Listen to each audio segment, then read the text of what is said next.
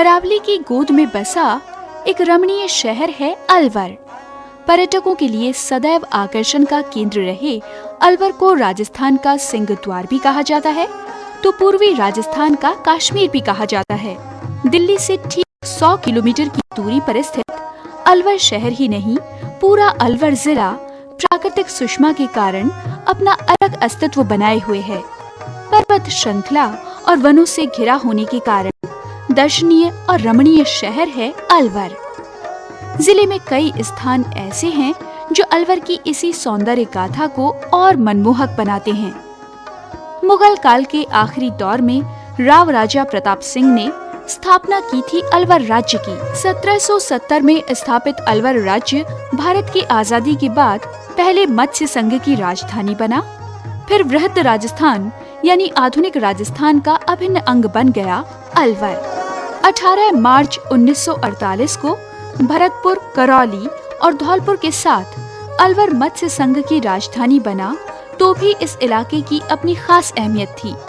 और 22 मार्च 1949 के बाद आधुनिक राजस्थान का अभिन्न अंग बना, तो इस जिले की अहमियत और बढ़ गई।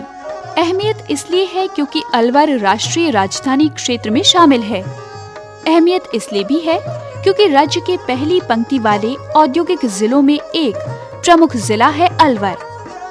अरावली पर्वत श्रृंखला ने इस जिले को एक खास पहचान दी है, या यूं कहें कि अरावली अलवर की जान है, तो भी कोई अतिशयोक्ति वाली बात नहीं। जिले के 52 किलों में से प्रमुख किला है अलवर का बाला दुर्ग। इसी बाला दुर्ग की तलहटी में बसा है सुंदर, ऐतिहासिक, रमणीय और प्रगतिशील शहर अलवर। ऐतिहासिक दृष्टि से अति महत्वपूर्ण बाला दुर्ग शिल्प शास्त्र के मुताबिक यदियानी शिल्प जाति का है। 15 बड़ी, 52 छोटी बुर्जों और 3359 कंगूरों वाला ये दुर्ग 9 किलोमीटर परिधि में फैला हुआ है। किले की रक्षा के लिए बनी 40 से 50 फीट ऊंची प्राचीर और ये बुर्जें ही नहीं, किले की परिधि के बाहर पहाड़ों पर बनी बुर्जें भी मूक गवाह हैं अतीत और यहाँ से जुड़े गौरवशाली इतिहास की। अब वन विभाग के अधिकार क्षेत्र में शामिल इस दुर्ग में वन्य जीवों का विचरण आम बात है।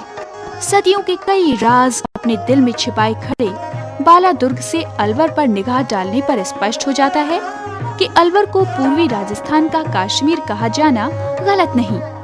यहाँ से दिखने वाले दृश्य लैंडस्केप का नजारा पेश करते हैं, तो किले के भवनों में बने भित्ति चित्र याद दिलाते हैं तत्कालीन समृद्ध कला की। इन चित्रों से जाहिर है कि तब कला को संरक्षण देने वाले भी खूब थे और कद्रदानों की भी कोई कमी नहीं थी। महलों में लगे नक्काशी युक्त खम्बे तत्कालीन शिल्प कला की कहानी बयान करते दिखाई पड़ते हैं, तो यहीं स्थित ऐतिहासिक बावड़ी याद दिलाती है जांची परखी जल संरक्षण परंपरा की। राष्ट्रीय राजमार्ग, चौतरफा सड़क मार्गों और रेल मार्ग से जुड़ा है अलवर। रेल मार्ग से अलवर पहुंचने पर रेलवे स्टेशन के ठीक बाहर दिखाई देती है 5 मंजिला गुम्बद। आते जाते यात्रियों का ध्यान खींचने में सक्षम इस गुम्बद को फतेहगंज गुम्बद के नाम से पहचाना जाता है। अब राज्य के पुरातत्व विभाग के अधीन इस गुम्बद को फतेहगंज खान की याद में उनके भाई हसन खान मेवाती ने बनवाया था। चौकोर आधार पर बनी इस गुम्बद की हर मंजिल में चारों तरफ दरवाजे और छोटे छोटे गवाक्ष हैं। फतेहगंज गुम्बद में लगा लेख फतेहगंज खान और हसन खान मेवाती के भावनात्मक और खूनी रिश्तों की स्मृति ताज़ा करता है, तो अलवर के कंपनी बाग में निर्मित शिमला अपनी खूबसूरती के बूते हर आगंतुक के तन और मन को झंकृत कर देता है।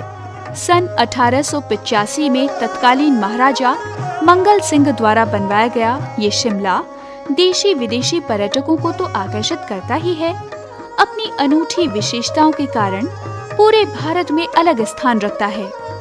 जगह जगह लगे फव्वारों को चलाते ही बरसात की झड़ी सी लग जाती है। इस मनोहारी दृश्य को हर कोई जी भरकर जीना और देखना चाहता है। अलवर का बाला दुर्ग हो और चाहे पुरानी इमारतें, सभी गाथा बयान करती हैं इसके राजसी इतिहास की। इसी अतीत को आध्यात्म के रंग में रंगते हैं जिले के प्रमुख स्थल भर्तृहरि, पांडुपोल, नीलकंठ, नलदेश्वर और नारायणी माता। भर्तृहरि को उज्जैन के राजा और महान योगी भर्तृहरि ने अपनी तपस्या स्थली बनाया था, तो ताल वृक्ष को अपनी तपोस्थली के रूप में चुना था महान ऋषि मांडव्य ने। अब यही स्थल आकर्षित करते हैं आस्थावानों को। कोई यहाँ मन्नत मांगने आता है तो कोई शीश नवाकर आशीर्वाद मांगने आता है उन महान तपस्वियों से। लोकतांत्रिक राजस्थान में अलवर की कहानी अपनी अलग पहचान रखती है। पहले मत्स्य संघ, फिर आधुनिक राजस्थान में विलीन अलवर को मिली ये ऐतिहासिक धरोहर अब जिला मुख्यालय की मुख्य कुंजी है। इसी धरोहर में स्थित है अलवर का जिला कलेक्टर कार्यालय और उससे जुड़े अन्य दफ्तर, और यहीं से ठेठ गांव गलियारों तक क्रियान्वित होती है हर सरकार की योजनाएं। 8,380 वर्ग किलोमीटर क्षेत्र में फैले अलवर जिले के हर गांव के विकास की धारा इसी जगह से आगे बढ़ती है और इस भव्य इमारत से शिक्षित बनकर निकलती है देश की भावी पीढ़ी।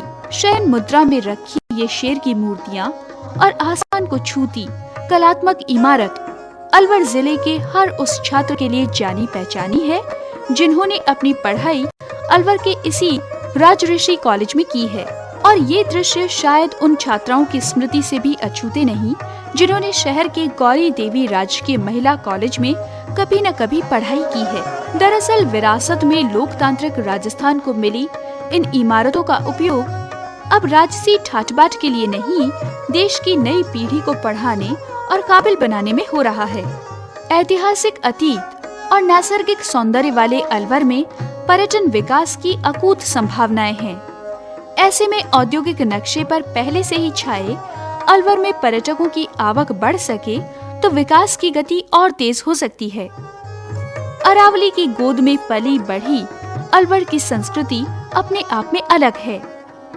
इस संस्कृति को आगे बढ़ाने में यहाँ के सृजनकार भी कारगर रहे हैं, तो आम जनों की भी कम भूमिका नहीं। लेकिन इस कार्य संस्कृति को और आगे बढ़ाने की दरकार है।